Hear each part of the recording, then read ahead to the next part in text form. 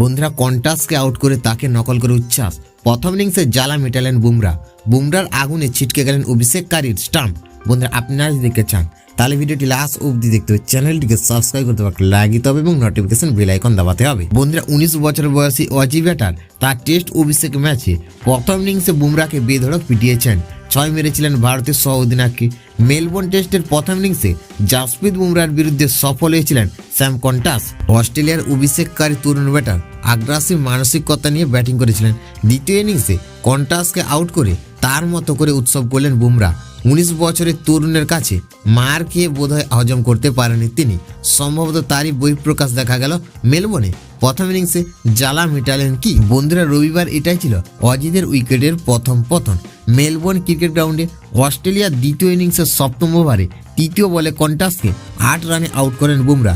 ভারতীয় fast bowler বলটা ঘন্টায় 139.7 গতিতে করেছিলেন। বলটি মিডল স্টাম্পে গিয়ে লাগে।